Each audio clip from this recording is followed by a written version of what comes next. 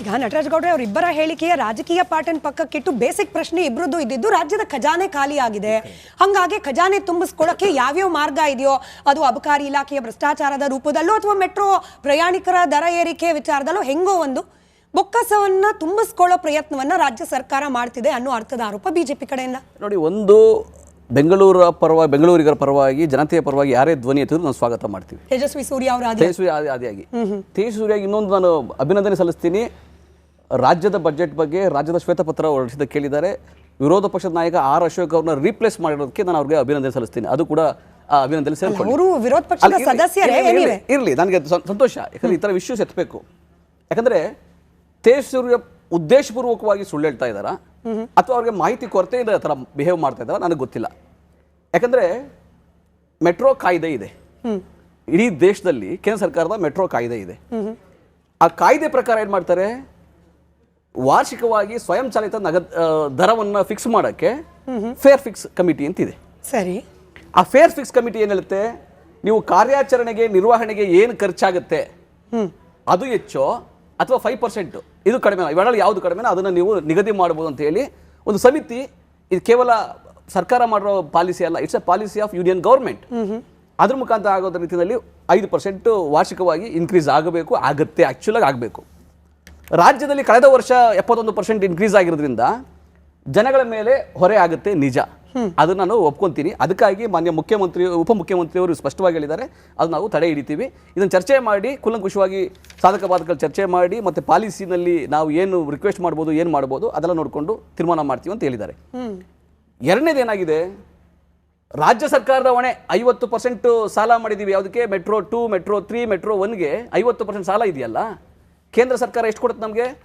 17% ಕೊಡುತ್ತೆ. 50-50 ಹೇಳ್ತಾರೆ ಅನುಪಾತ ನಮ್ಮ ಈಕ್ವಿಟಿ ಅಂತ. ನಮ್ಗೆ ಕೊಡೋದೆಷ್ಟು? 17% ಮಾತ್ರ.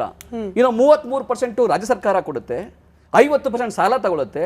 ಸಾಲವನ್ನು ಮರುಪಾವತಿ ಮಾಡೋದು BMRCಯಲ್ಲೂ ಅಥವಾ ರಾಜ್ಯ ಸರ್ಕಾರದ ಹೊಣೆಗಾರಿಕೆ ಇರುತ್ತೆ. ಕೇಂದ್ರ ಸರ್ಕಾರ ನಮಗೆ ಬರೀ ಪಾಲಿಸಿಗಳನ್ನ ಮಾಡ್ಕೊಂಡು ಅದಕ್ಕೆ ಕೇಂದ್ರ ಸರ್ಕಾರದ ಮೇಲಿನ ಕೋಪನ ಜನರ ಮೇಲೆ ಕೇಳಿ, ನಾವು ರಾಜ್ಯ ಜನತೆಯ ಪರವಾಗಿ ಜನತೆಗೆ ಅನುಕೂಲ ಆಗುವಂತ ಕೆಲಸನೇ ಮಾಡೋದು. ಈಗ ಸ್ಮಿತಾ ಅವರೇ, ನಿಮಗೆ ಆ ತರ ಅನ್ಸಿದ್ರು ಕೂಡ BMRCL ಆಗ್ಬೋದು ಅಥವಾ ಯಾವುದೇ ಸಾರಿಗೆ ಸಂಸ್ಥೆಗಳಾಗಬೇಕು, ರಾಜ್ಯ ಸರ್ಕಾರಕ್ಕೆ ಆದಾಯವನ್ನು ಮಾಡ್ಕೊಡ್ಬೇಕಂತ ಏನಿಲ್ಲ. ಅವು ಕಾರ್ಯಾಚರಣೆ ನಿರ್ವಹಣೆ ಮಾಡಿ ಉತ್ತಮವಾದ ಸೌಲಭ್ಯವನ್ನ ವ್ಯವಸ್ಥೆಯನ್ನ ಮಾಡಿಕೊಟ್ರೆ ಅಷ್ಟೇ ಸಾಕು. ಅದೇ ಮುಖ್ಯವಾದಂಥದ್ದು. ಆದ್ರೆ ಕೇಂದ್ರ ಸರ್ಕಾರ ಮಾಡ್ತಾ ಇರ್ತಕ್ಕಂಥ ತಾರತಮ್ಯದಿಂದ 50-50 ಅನುಪಾತದಲ್ಲಿ ಯಾಕೆ ದುಡ್ಡು ಕೊಡಬಾರದು? ಕೇಂದ್ರ ಸರ್ಕಾರ 17% ಯಾಕೆ? ಅವತ್ತು ಮುಖ್ಯಮಂತ್ರಿಗಳು ಪ್ರಧಾನಮಂತ್ರಿಗಳು ಮುಂದೆ ನೇರವಾಗಿ ಹೇಳಿದ್ರು ಬೆಂಗಳೂರಿನಲ್ಲಿ. ಅದ್ರ ಬಗ್ಗೆ ಯಾರಾದ್ರೂ ಮಾತಾಡ್ಲಿಕ್ಕೆ, ಅದನ್ನು ಚಾಲೆಂಜ್ ಮಾಡ್ಲಿಕ್ಕೆ ಯಾರಾದ್ರೂ ಬಿಜೆಪಿ ನಾಯಕರಿಗೆ ತಾಕತ್ತಿದೆಯಾ? ಬಿಜೆಪಿ ನಾಯಕರು ಯಾರಾದ್ರೂ ಎಂಪಿಗಳು, ವಿರೋಧ ಪಕ್ಷ ನಾಯಕರು ಯಾರು ಮಾತಾಡಿದ್ರ? ಇಲ್ಲ, ಹೇಳ್ತೀನಿ. ಯಾಕಂದ್ರೆ ರಾಜ್ಯಗಳಿಗೆ ನೀವು ಹಣಕಾಸಿನ ಚೆನ್ನೈ ಅಥವಾ ಆಂಧ್ರ ಪ್ರದೇಶದಲ್ಲಿ ಇರ್ತಕ್ಕಂಥ ಅಥವಾ ಕೋಲ್ಕತ್ತಾದಲ್ಲಿ ಇರ್ತಕ್ಕಂಥ ಮೆಟ್ರೋ ಅಲ್ಲೂ ಕೂಡ ಏನ್ ಡಬಲ್ ಇಂಜಿನ್ ಸರ್ಕಾರ ಇಲ್ಲ ಸರ್. ಅಲ್ಲೆಲ್ಲೂ ಇಲ್ಲದ ಈ ತಾರತಮ್ಯದ ಧೋರಣೆಯಿಂದ ಆಗುವ ಪ್ರೈಸ್ ಹೈಕು ನಮ್ಮಲ್ಲಿ ಆಗ್ತಿದೆ. ಯಾಕೆ? ಅದು ಬೇಸಿಕ್ ಪ್ರಶ್ನೆ. ಈಗ ನೀವು ದೆಹಲಿ ಅಂದ್ರೆ ಬೇರೆ ಉತ್ತರ ಕೊಡಬಹುದು ಸರ್. ನಾನು ನೆರೆ ರಾಜ್ಯಗಳಲ್ಲಿ ಇರ್ತಕ್ಕಂಥ ಡಬಲ್ ಇಂಜಿನ್ ಸರ್ಕಾರ ಅಲ್ಲದ ರಾಜ್ಯಗಳ ಮೆಟ್ರೋಪಾಲಿಟನ್ ಸಿಟಿಗಳ ಮೆಟ್ರೋದ ದರ ಅಲ್ಲಿ ಯಾಕೆ ತಾರತಮ್ಯ ಅಂತ ರಾಜ್ಯ ಸರ್ಕಾರಗಳು ಆರೋಪ ಮಾಡ್ತಿಲ್ಲ? ಫ್ಯಾಂಟಾಸ್ಟಿಕ್ ಕ್ವೆಶ್ಚನ್, ಪ್ರಶ್ನೆ. ರಾಜ್ಯದಿಂದ ಕೇಂದ್ರಕ್ಕೆ ನಂಬರ್ 2 GST ನಲ್ಲಿ ತೆರಿಗೆದಲ್ಲಿ ನಂಬರ್ 2 ಆದ್ರೂ ಕೂಡ ಇಲ್ಲ. ನಾನು ಹೇಳ್ತೀನಿ, ನೀವು ತಗೊಳ್ಳೇಬೇಕು ಸೆಂಟೆನ್ಸ್.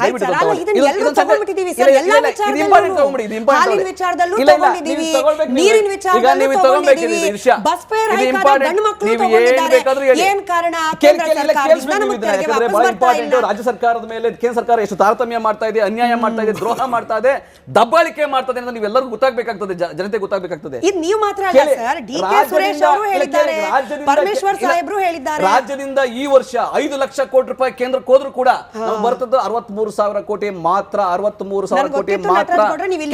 ಇದು ನಮಗೆ 9ನೇ ಸ್ಥಾನ. ರಾಜ್ಯದಿಂದ ಕೇಂದ್ರಕ್ಕೆ ಹೋಗೋ ತೆರಿಗೆ ದೇಶದಲ್ಲಿ ನಂಬರ್ 2 ಆದ್ರೂ ಕೂಡ ವಾಪಸ್ ಬರೋದು ನಂಬರ್ 9 ಇದೀವಿ ನಾವು.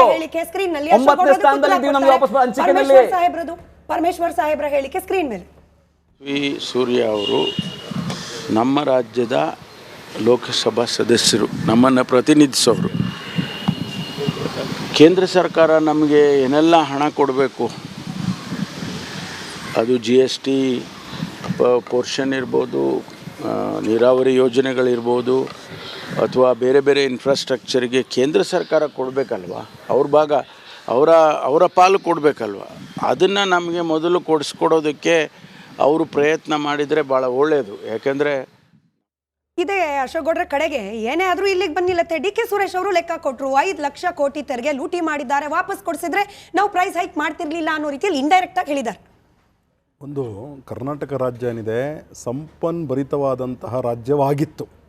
ಅಂತಹ ಒಂದು ರಾಜ್ಯನ ಕಂಗಾಲ್ ಮಾಡಿ ಸಂಬಳ ಕೊಡೋಕ್ಕೆ ದುಡ್ಡಿಲ್ಲ. ಉದಾಹರಣೆಗೆ ನಾನು ಬೆಳಗ್ಗೆಯಿಂದ ಹೇಳ್ತಾ ಇದ್ದೀನಿ, ಎಲ್ಲ ಮಾಧ್ಯಮದಲ್ಲೂ ಹೇಳ್ತಾ ಇದ್ದೀನಿ, ಬೆಳಗ್ಗೆಯಿಂದ ಡಿ ಗ್ರೂಪ್ ನೌಕರರು ಹೆಲ್ತ್ ಕೇರ್ ಸೆಕ್ಟರಲ್ಲಿ ನರ್ಸಿಂಗು ಕೆಲಸ ಮಾಡ್ತಕ್ಕಂಥವ್ರು ಅವ್ರಿಗೆ ಮತ್ತು ನಮ್ಮ ಫಾರೆಸ್ಟ್ ಡಿಪಾರ್ಟ್ಮೆಂಟ್ ಕೆಲಸ ಮಾಡ್ತಕ್ಕಂತಹ ಕಾಂಟ್ರಾಕ್ಟ್ ಲೇಬರರ್ಸ್ಗೆ ಮತ್ತು ಟ್ರಕ್ ಕೊಟ್ರಲ್ಲ ಅಕ್ಕಿ ಸಪ್ಲೈ ಮಾಡೋಕ್ಕೆ, ಅಕ್ಕಿ ಭಾಗ್ಯಕ್ಕೆ, ಅವ್ರಿಗೆ ಒಂದು 250 ಕೋಟಿ.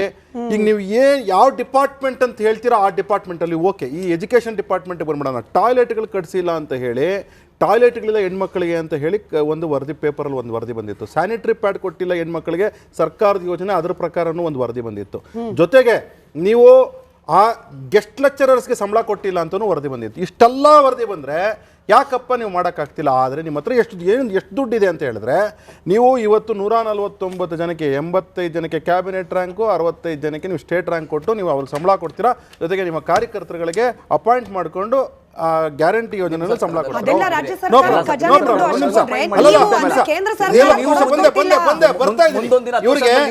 ಇವ್ರಿಗೆ ಅವ್ರಗಳಿಗೆ ಸಂಬಳ ಕೊಡೋಕೆ ದುಡ್ಡಿದೆ, ಆದರೆ ಸಂಬಳ ಕೊಡಬೇಕಾಗಿರ್ತಕ್ಕಂತಹ ಡಿ ಗ್ರೂಪ್ ನೌಕರರಿಗೆ ಆಮೇಲೆ ನಮ್ಮ ನರ್ಸಿಂಗ್ ಸ್ಟಾಫ್ಗೆ ಯಾರಿಗೂ ಸಂಬಳ ಕೊಡೋಕೆ ದುಡ್ಡಿಲ್ಲ ಇವ್ರ ಹತ್ರ.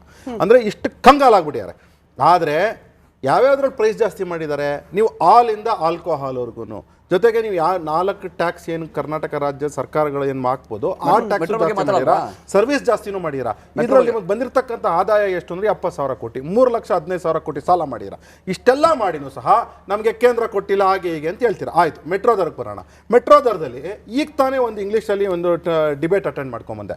ಅದರಲ್ಲಿ ಇಬ್ಬರು ಇಂಡಿಪೆಂಡೆಂಟ್ ಅವ್ರು ಬಂದಿದ್ರು, ಇಬ್ಬರು ಮೆಟ್ರೋ ಎಕ್ಸ್ಪರ್ಟ್ಸ್ ಏನೇನೆ. ಅವ್ರು ಹೇಳ್ತಿದ್ದೇನು ಅಂತ ಹೇಳಿದ್ರೆ, BMRCL ಅಂತಕ್ಕಂಥದ್ದು ಇಂಡಿಪೆಂಡೆಂಟ್ ಬಾಡಿ, ಅದರಲ್ಲಿ 11 ಜನ ಕಮಿಟಿ ಇರ್ತಾರೆ. 11 ಜನದಲ್ಲಿ ಸ್ಟೇಟ್ ಗವರ್ನಮೆಂಟ್ನ ಸೀನಿಯರ್ ಬ್ಯೂರೋಕ್ರೇಟ್ ಒಬ್ರು ಇರ್ತಾರೆ, ಅವರು ಫಿಕ್ಸ್ ಮಾಡ್ತಾರೆ ರೇಟು. ನೀವು ಫಿಕ್ಸೇಷನ್ ರೇಟ್ಗೆ ಹೋಗಿದ್ದೀರಾ, ಫಿಕ್ಸೇಷನ್ ರೇಟ್ಗೆ ಹೋದಾಗ ನೀವು ವಾದ ಮಾಡ್ಬೋದಾಗಿತ್ತು, ಇಲ್ಲ ನಾವು ಮಾಡುವುದಿಲ್ಲ ಅಂತ ಹೇಳ್ಬೋದಾಗಿತ್ತು. ಯಾಕೆ ವಾದ ಮಾಡಲಿಲ್ಲ? ಒಂದು. ಎರಡನೇ ವಿಚಾರ ಏನು ಅಂತ ಹೇಳಿದ್ರೆ, ಈಗ ನೀವೇ ಹೇಳ್ತಾ ಇರಿ ಸ್ಟಾಟಿಸ್ಟಿಕ್ಸು, ನೀವು ಡೆಲ್ಲಿಯಿಂದ ಹಿಡ್ಕೊಂಡು ಚೆನ್ನೈವರೆಗೂ ಸಹ ಕೋಚಿನಲ್ಲೂ ಸೇರಿಸ್ಕೊಂಡು, ಕೋಚಿನಲ್ಲಿ ಮ್ಯಾಕ್ಸಿಮಮ್ 60 ರೂಪಾಯಿ ಇದೆ, ಮಿನಿಮಮ್ 14 ರೂಪಾಯಿ ಇದೆ. ನೀವು ಚೆನ್ನೈಯಲ್ಲಿ ಮ್ಯಾಕ್ಸಿಮಮ್ 65 ರೂಪಾಯಿ ಇದೆ, ಮಿನಿಮಮ್ 11 ರೂಪಾಯಿ ಇದೆ. ನೀವು ಎಲ್ಲ ರಾಜ್ಯಗಳಿಗೂ ಕಂಪೇರ್ ಮಾಡಿದ್ರೆ ಕರ್ನಾಟಕದಲ್ಲಿ ಮಾತ್ರನೇ, ಬೆಂಗಳೂರಲ್ಲಿ ಮಾತ್ರನೇ ಇಷ್ಟು ರೇಟ್ ಆಗಿರುತ್ತೆ. ಯಾಕೆ? ಓಕೆ, ಆಯಿತು. ನೀವು ಟ್ರಾನ್ಸ್ಪೋರ್ಟೇಷನ್, ಬೇರೆ ಟ್ರಾನ್ಸ್ಪೋರ್ಟೇಷನ್ ಯಾವ್ದಾದ್ರು ಕಡಿಮೆ ಮಾಡಿದ್ದೀರಾ? ಇಲ್ಲ. ಯಾಕೆಂದರೆ ನೀವು ಮೆಟ್ರೋ ಇರ್ಬೋದು, ಬಸ್ಸು, ಗಂಡಸರಿಗೆ ಬಸ್ಸು, ಹೆಂಗಸರುಗಳಿಗೂ ಸಹ ಬೇರೆ ರೀತಿ ಹೊರೆ ಬೀಳ್ತಾ ಇದೆ, ಅದು ಬೇರೆ ವಿಚಾರ. ಜೊತೆಗೆ ಈ ನಮ್ಮ ಮೋಟರ್ ವೆಹಿಕಲ್ ಟ್ಯಾಕ್ಸ್ ಜಾಸ್ತಿ ಮಾಡಿದಿರಾ, ಎಲೆಕ್ಟ್ರಿಕಲ್ ವೆಹಿಕಲ್ ಹೋಗೋಣ ಅಂದ್ರೆ ಅದಕ್ಕೂ ಜಾಸ್ತಿ ಮಾಡಿದಿರಾ, ಪೆಟ್ರೋಲ್ ಮೇಲೆ ಜಾಸ್ತಿ ಮಾಡಿದಿರಾ. ಅಂದ್ರೆ ಕರ್ನಾಟಕ ರಾಜ್ಯದ ಕೊಡುಗೆ ಹೆಂಗಿದೆ ಅಂದ್ರೆ, ನಾಲ್ಗೆ ಮೇಲೆ ಬರ್ರೆ, ತಲೆ ಮೇಲೆ ಬರ್ರೆ, ಇಲ್ಲಿ ಕೈ ಕಾಲು ಎಲ್ಲೆಲ್ಲಿದೆ ಬರ್ರೆ, ಎಲ್ಲಾ ಕಡೆ ಬರ್ರೆ ಹಾಕಿದೆ. ಇಷ್ಟೆಲ್ಲ ಬರ್ರೆ ಹಾಕದಂತ ರಾಜ್ಯ ಸರ್ಕಾರ ತನ್ನ ಕಾರ್ಯಕರ್ತರುಗಳಿಗೆ ಸಂಬಳ ಕೊಡಬೇಕಾ ಅಥವಾ ರಾಜ್ಯದ ಜನತೆಗೆ ಸಂಬಳ ಕೊಡಬೇಕಾ? ಅಂದ್ರೆ ರಾಜ್ಯದ ಜನತೆಗೆ ಸಂಬಳ. ಓಕೆ, ವೆಲ್ಫೇರ್ ಸ್ಕೀಮ್ಸ್ 56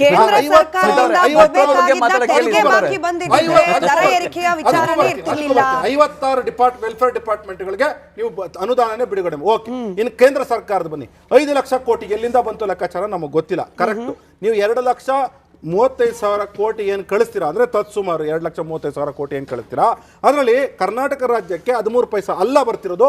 ನಾನೇ ಸ್ವತಃ ಲೆಕ್ಕ ಹಾಕಿದ್ದೀನಿ, 53 ಪೈಸಾ ಬರ್ತದೆ. ಯಾಕೆಂದ್ರೆ ನೀವು ಏನು ಲೆಕ್ಕ ಹಾಕ್ತಿಲ್ಲ ಅಂತಂದ್ರೆ ಸಬ್ಸಿಡೀಸ್ ಅಂತ ಕೊಡ್ತಾರೆ. ಈಗ ನಾನು